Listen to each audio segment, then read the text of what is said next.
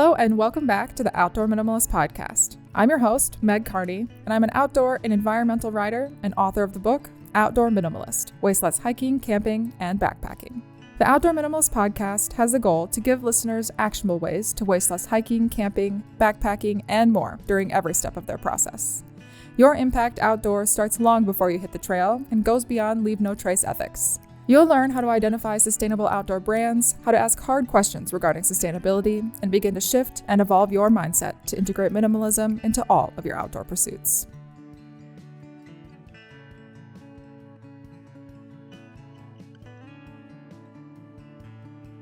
In episode 104 of the Outdoor Minimalist podcast, we dive into how to identify your needs when it comes to choosing a hiking trail. There's tons of online resources and ways to discover new trails, but who's making those trail recommendations and writing those reviews? I feel like most of us have been there where we rely on an all trails review and maybe it's outdated, or perhaps we anticipated a 4-mile hike that ended up turning into a 7-mile hike. And sometimes it's hard to find a trail that suits your needs, especially if you're someone that's hiking with dogs, maybe you're hiking with your children, or you even have some type of disability. Even as we age, our needs in terms of the level of trail maintenance, the difficulty of the trail, elevation changes, and the length of the hike are likely to change. Then, finding the resources to actually identify where those trails are and the description accuracy is an entirely different challenge. That's why I sat down with a trail and map expert to get her take on how to better identify and find the right trails for our individual needs. Hope Rowan is a creator of maps, particularly maps of trails. She holds a bachelor's degree from Colby College and a master's degree in Human Ecology from the College of the Atlantic.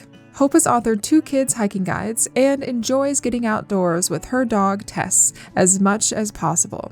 Whether climbing mountain peaks, kayaking the ocean, or rediscovering lost canoe portaging routes among Maine's ponds and rivers.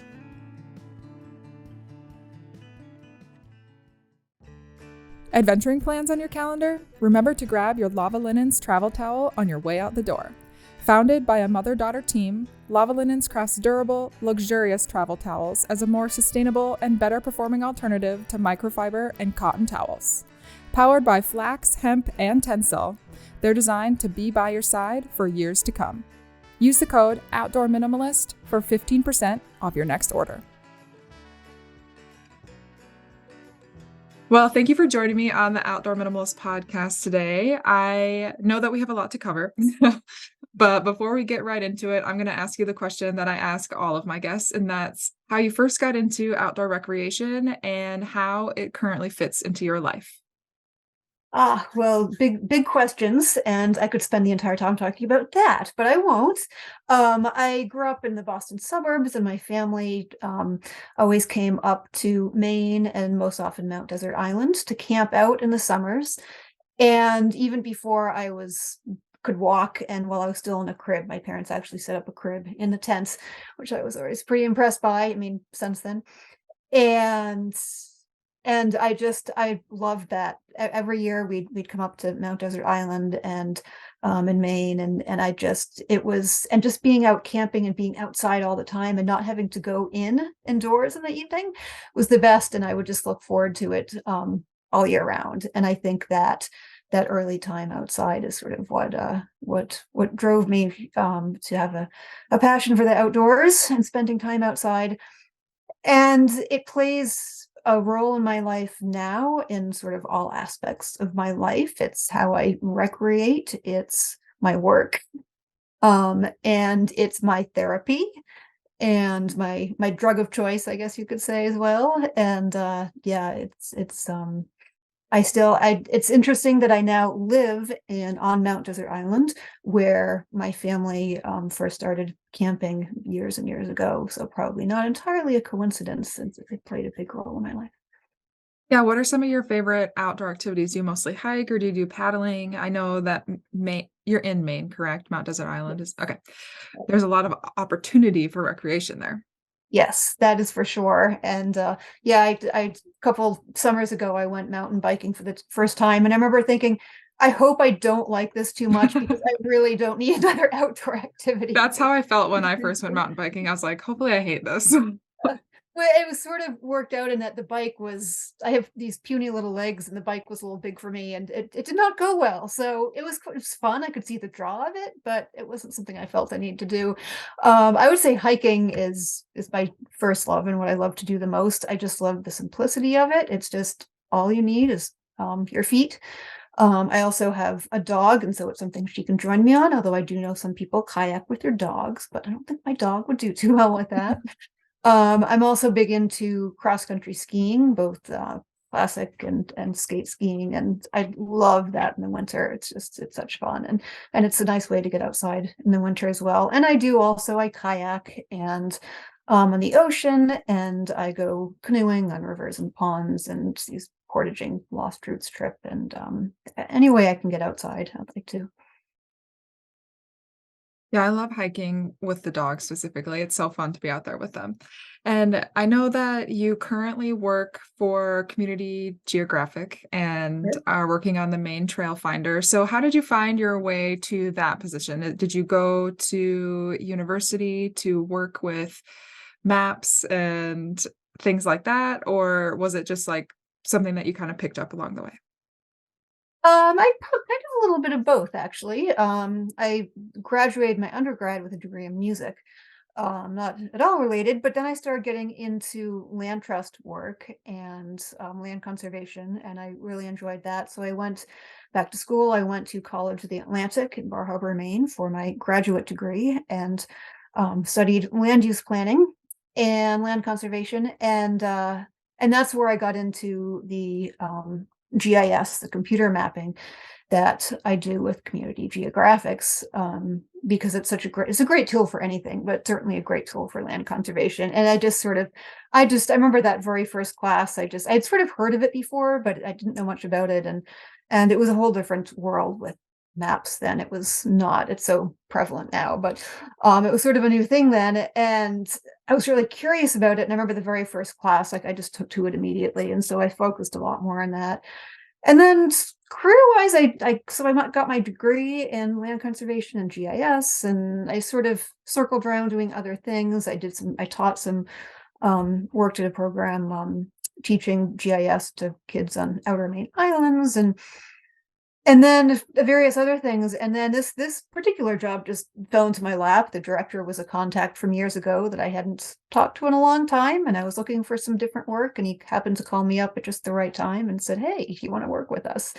The simple version. And yeah, it's been sort of a dream job for me because I get to map things. I work with wonderful people, and I get to mostly the focus of the organization is mapping trails, which is just delightful and fun to do. Yeah, I mean, even from your personal experience and your education, it seems like you are pretty much an expert in the Northeast when it comes to the trails and everything around there. And you also are an author. And I think that that kind of plays a big role into some of the books that you have written. So do you want to talk a little bit about those? Sure.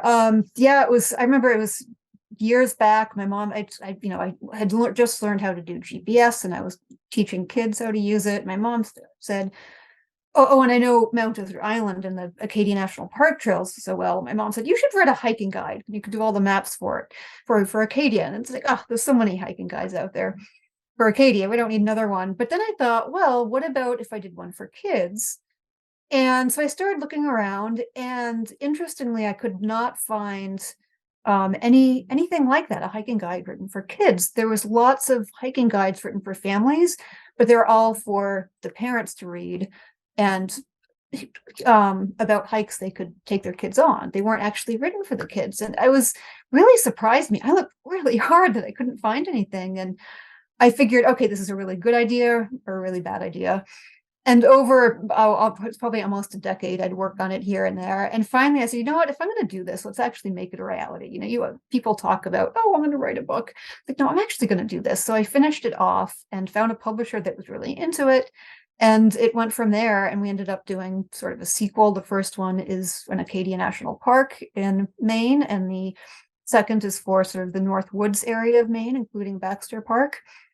And it's yeah, and the reason I think the real reason I did it, I mean, it sort of suited my skills with the mapping and all, but I really believe in getting kids outdoors to help them become stewards of our environment. And I think by writing the book specifically for kids to read, not only can it give them mapping skills, but it can they can be the ones to choose where to hike. They can make the decision of where to go. And sometimes kids are more enthusiastic about hiking than others times. And I think by empowering them and giving them some authority and decision-making power, and they say, hey, let's go to this one because it has a tower or there's a pond we can jump in at the end. And they might be all the more enthusiastic about it. Yeah, I love that concept. I also had never heard or seen of a hiking guide like that until I heard about your books. And that's why I originally connected with you, is because I was really interested in the books and your target audience being children versus, like how you said, most of the time it is adults. And kind of the whole premise of today's episodes is like finding the right trails for your specific needs. So I think a lot of families will probably benefit from this. And I love when I see families out hiking and they have children. I don't have any children, but they are always like polar opposite ends. Like either they're like really, really into it, or I feel like they're like dragging the kids behind. So I think having the kids involved in that decision making process could like lead to more interest in like the actual activity instead of it being forced on them. At least that's what I would hope. Yeah. Yeah. I have a cousin out in Oregon who has a going on 2-year-old, and they've already been out, tried to go backpacking and camping with her, and it was not entirely successful. But I think one of the things about, camping with families and young kids is always have a backup plan. So, Mm. if you can't go, if they just aren't going, we're going to make it on the long loop, maybe there's a cutoff, or be prepared to turn around or deal whatever you need to deal with. Yeah, absolutely. Lots of considerations, I would suppose. Okay, so I'm gonna kind of circle back to your job then with Community Geographic, because the main trail finder I think is a really cool tool, and I know that it's not necessarily going to be accessible for all the listeners, but if you live in the like New England, Maine area, I think it would be a really relevant tool. So can you just explain a little bit about, well, first of all, your position, I guess, what the main Trail Finder program is and what you've been doing to develop it? Sure. So Maine Trail Finder is one of the resources and programs that my organization does, and I help to manage it.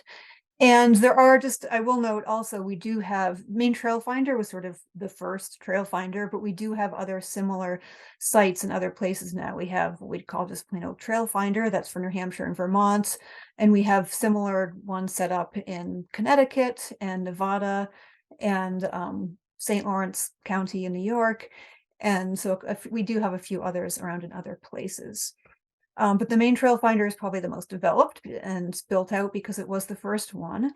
And so it started just as sort of started just in sort of the western county of Maine and then expanded to the whole state later on. And what it is, it's a resource that provides people with information about trails in its simplest form, in a way to encourage people to get outdoors. So for human powered sports. And it's so we have over 1,000 trails in there now across Maine. And sometimes a trail, it's not like an individual trail, it's more trail networks. So given town forest might be sort of considered a trail or a posting.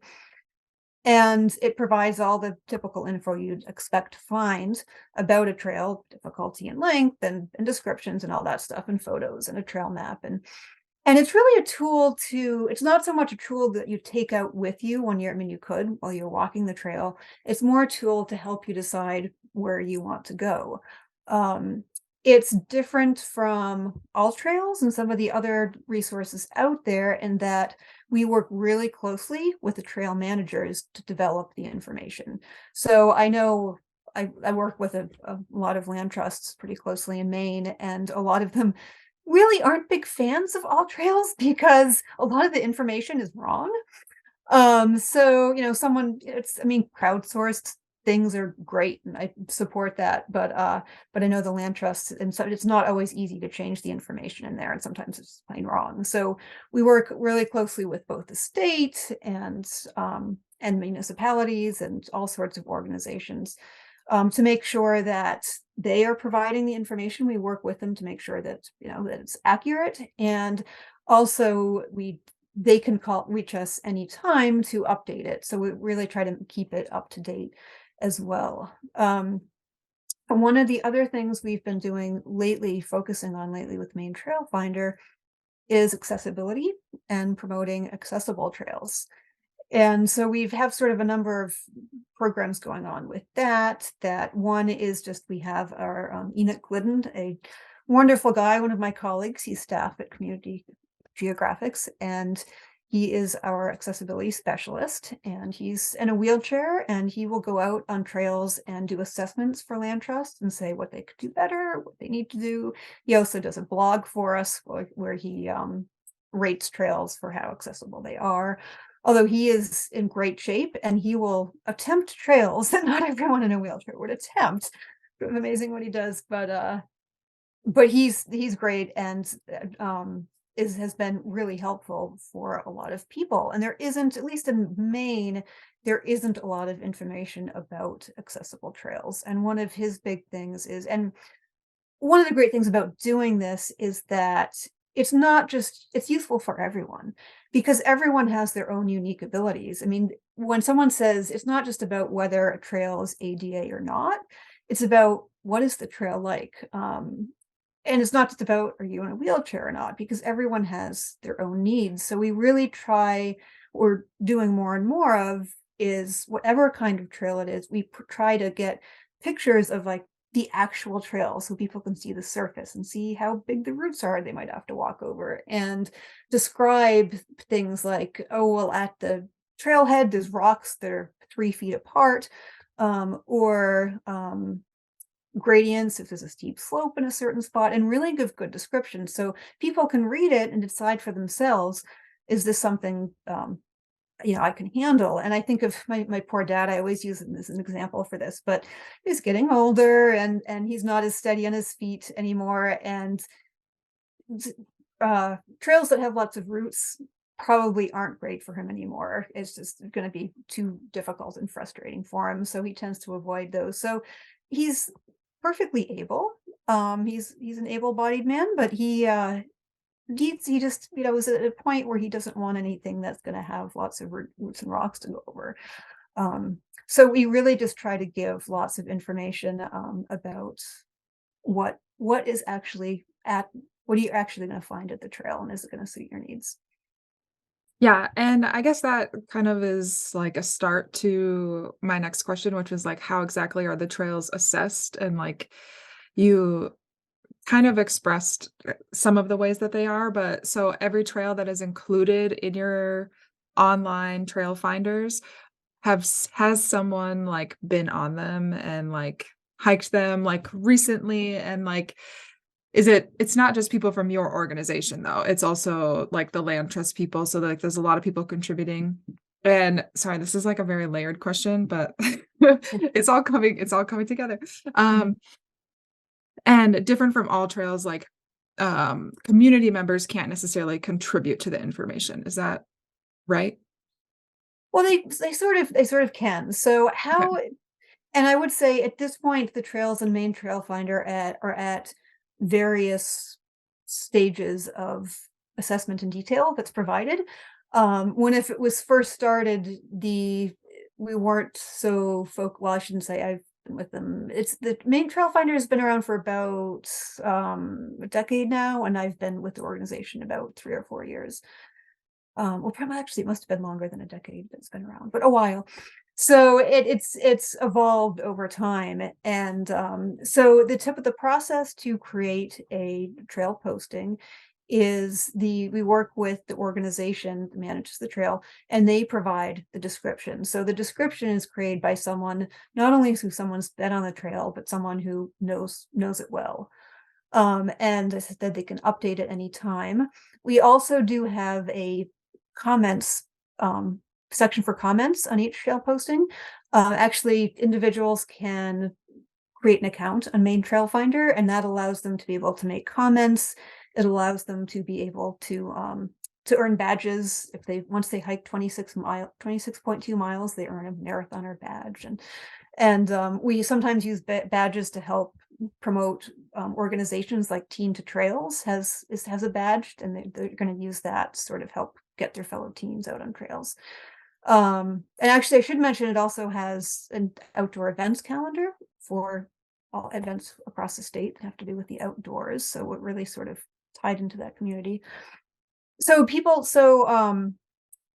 yeah, so users do have a chance to comment. And because we work so closely with the trail managers, if a user comments that, oh, I couldn't find the trail, it was a mess, there were no markings, there was trees down or whatever, we will let the trail manager know that and relay the comment to them so that they can address it. Awesome. Yeah, I love that. And I'll be sure to link to the trail finders and some of the other ones that you mentioned as well. So if people, while they're listening to this and they're not driving, they want to look at it, they can check it out there in the show notes. Um, but I think I had another question about the trail finder specifically, but it escaped me. So we'll just move on. So when I'm searching for trails online, or anyone is searching, but I'm just going to speak from my experience. Oftentimes, like I will use all trails, but I'll also use like other options for like that specific area that I'm in. But most of the time, the top hits are going to be like the most popular, sometimes the easiest, but generally the most like overused. So how can people use not only Main Trail Finder, but just in general, kind of find trails that maybe are a little less used? Or like for me, this is like maybe a bit niche, but you have a dog as well. But like one of my dogs is reactive. So I like to go to areas where I know I'm not going to see a lot of dogs or they're not going to be off leash and things like that. Yes. So long story short, how can people avoid other people? Yes. Yeah, and, very well, personally, yes, with the dog, the same idea, and I'm also someone who really appreciates solitude when on trails, so I have my tolerance is kinda low for other folks, so that's something personally that I definitely do. And it's something with Maine Trail Finder and just in the trails world in the past few years since COVID that has been such a big deal with the overuse that has been on seen across many trails in the White Mountains in New Hampshire nearby me. It was particularly bad. And just as you said, all the certain popular places, the tallest mountain in Maine is Mount Katahdin, or Katahdin, and that's just got and because it's the tallest mountain, that's where people go, where people like to do all the 4,000 footers in Maine or New Hampshire. And you go to a trail, you go to a mountain that's just under 4,000 feet, there's going to be a lot less people on it. So I just seek those out. But more generally speaking, well, in Main Trail Finder, during COVID, we did start up a new search feature that had find trails near me. So it would just find trails within your small radius of wherever you're located.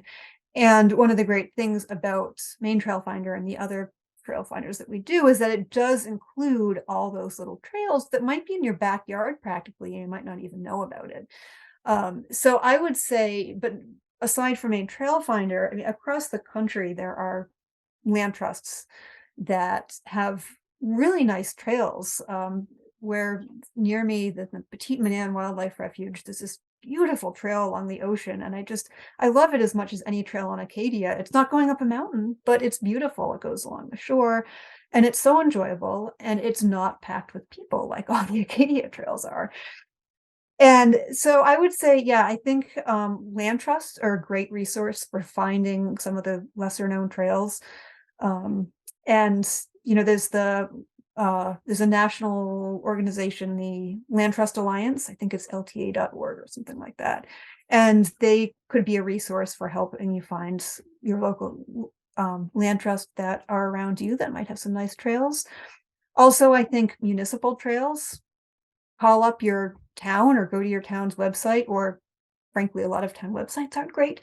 So maybe call them up and say, hey, what do you have for, if you got any trails? And I bet they find some that are not less, they're a lot less used than some of the more well-known trails. Yeah, I think it sometimes takes a little bit of research and like trial and error. And also like asking around, like you're saying, like you might need to call a few places and ask some people. Same if you're like traveling and visiting those areas. I think like talking to the land trust folks or the Forest Service people has been really helpful for me to find areas like that.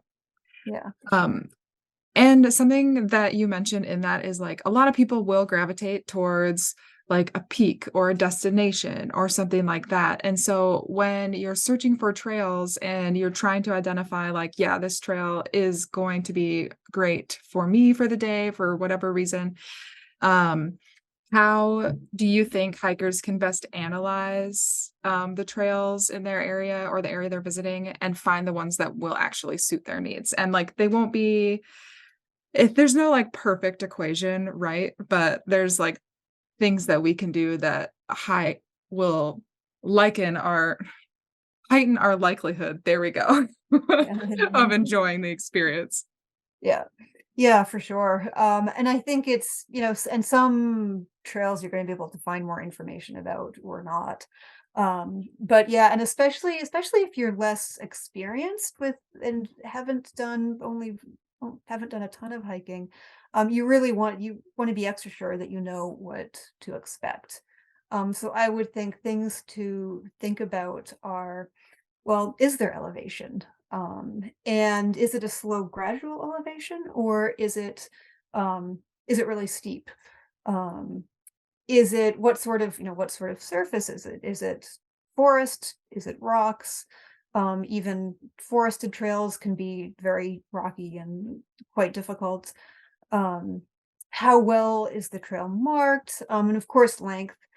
And always think about turnaround times, and it's always good. I mentioned this with families, but I think with anyone, it's always good to be prepared to turn around, especially if you're hiking in winter and it's going to get dark. It's like just don't think about that summit or that lake being the absolute. I have a friend that says the the top is the car when they return back to the car. All of it, all the rest, the whole thing is the experience. So even if you have a destination, be willing to not go to that destination if things are not going your way. And I was gonna say something else that I sort of lost my train of thought, but something about let's see, think back. Oh, okay. So yeah, so another great resource for making sure that a trail is one you can do is if you're on social media, there are all sorts of groups out there. There's a Maine hiking group. I headed out to the Pacific Northwest in the fall, and my cousin just introduced me to a something like or Pacific Northwest Outdoor Women or something Facebook group for, and those are great resources because then you can connect with people that have been directly on the trails. And I've seen people will put out questions like, okay, well, I've done this hike in Acadia, so does that mean I'll probably be okay going up Katahdin or not? And it's people who the people in these groups, like, they like talking about trails and hiking and getting outside, so I think that's a great resource for finding out more about what a trail might be like. Oh, yeah, I love the Facebook groups that are about, like, specific to certain areas, and I always ask questions in them, especially if I'm about to, like, head out on a backpacking trip or something. Because a lot of times there's people in those groups that, like, live directly like, really close to the trails, and I remember I think it was last year, I was going to an area that's only, like, 30 minutes from me, but we had a lot of smoke from wildfires, and so I was concerned because I have asthma, and I was like, "What are the air quality conditions there?" Because, like, I know that it's, like, up in the mountains, and I'm down in a valley, so that was really helpful. But what about for, Let's make it a little bit more specific to certain things. So we talked a little bit about families, but how can kids, I guess, choose the best trails for them, or parents kind of like help direct their children? I know it will be different for different ages, but Yeah, and different ages and different, personalities of kids too, I think. It's very individual, but I think for one thing for all kids, that's less about choosing something they're able to do, but one just and thinking about taking on kids on hikes. A destination is always great to, whether it's a fire tower or a pond or a swimming spot, or to have a destination is always good for bringing kids on hikes. And I guess another thing to think about with finding trails for kids is if there's going to be ladders along the way, how big are those steps going to be? The kid might have no fear and be fine going up a ladder, but if it's just a particularly large steps, then or even not even a ladder, even just say stone steps that they're going to be having to basically crawl up while you're trying to walk up, and maybe that's okay for that particular child. And you just have to go at that pace, and but maybe that child just isn't going to want to do that. So those are some things to think about. are there other I don't want to say limitations, but that's the word that's coming to mind. Like other considerations that people might need to be making when they're searching for trails? I know you mentioned like the ADA accessibility would probably be a big one. But any other ones that you can think of? Um, yeah, yeah, when you said limitations, I'm like, well, there aren't really. Um, Yeah.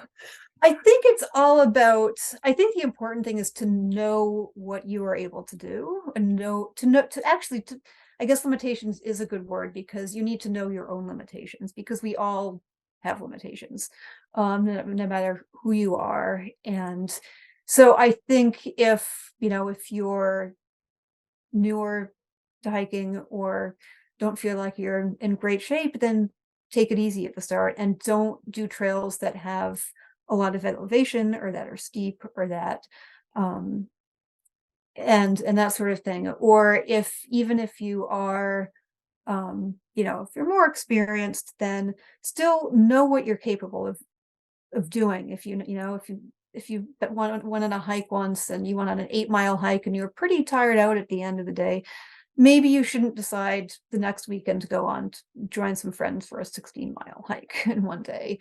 Um, so I think it's more being aware about what your own limitations are because everyone's limitations are so different, but we do all have them in one way or another.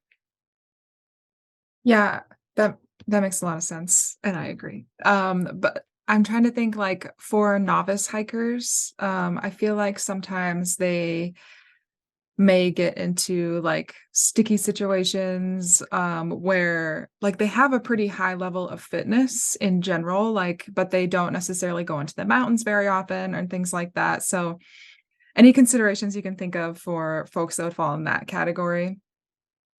Yeah, I guess one, I mean, if we're thinking about more difficult trails and mountain peaks, I mean, fear of heights is something to definitely consider. I know that's actually one of the questions in the main hiking group that I was just thinking about earlier was about this trail in Katahdin, the highest mountain in Maine. It's called the Knife's Edge. It drops off pretty steeply on each side. And if you have a fear of heights, you might not want to do that trail because you might end up just sitting there in the middle, not able to move forward and not able to move back.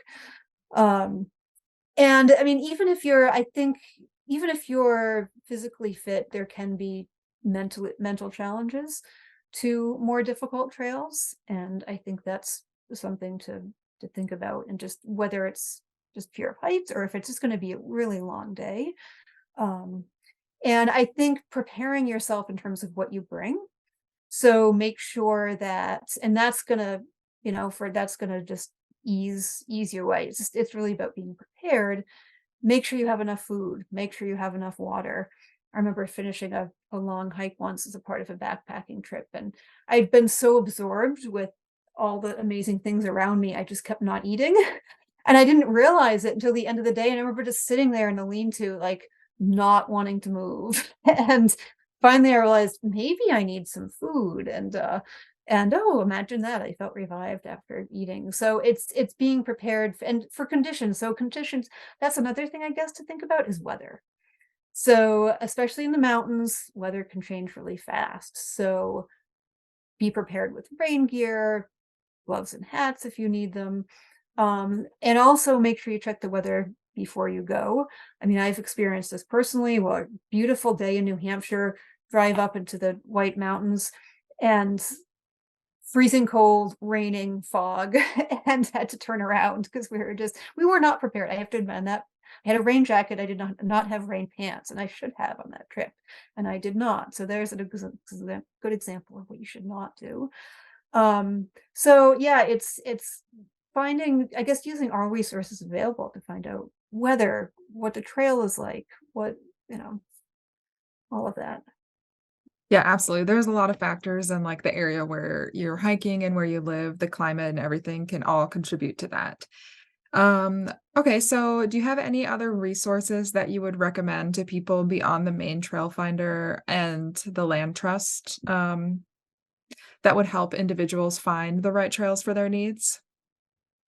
Sure, I think there's so many state parks out there that are wonderful resources, and usually there's lots of information on the state's website and the state park's website about those trails. Those are usually pretty well described. I know they are in Maine, at least. My experience in other states is that they are as well.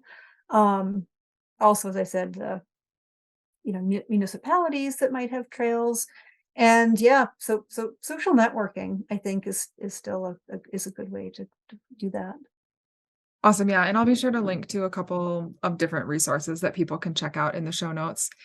But do you have anything else specifically that you wanted to add, like advice-wise or just informational for the listeners? Um, I just think whether you are experienced or if you aren't, then just get out there in whatever way you can, and make sure you are prepared and do your research.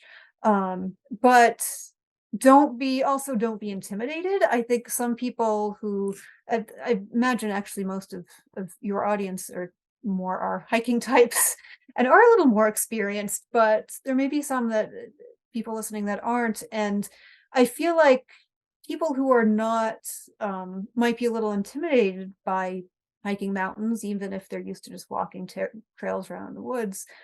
Um, they might think, oh, I have to have all the right gear. I have to have the exact right boots and the trekking poles. I have to buy, I have to invest hundreds and hundreds of dollars just for for a hike. And you really don't. Um, some sports, if you need to kayaking, you're going to have a kayak. Um, but yeah, mountain biking, you're going to need gear, but that's one of the things I love about hiking is that does not all you really need. I mean, you do want a good pair of shoes. I think that's important. And, layering for clothing but you really don't need anything special. Anyone can do it. All you need are your own 2 feet, or not even that if you aren't able to use your own 2 feet.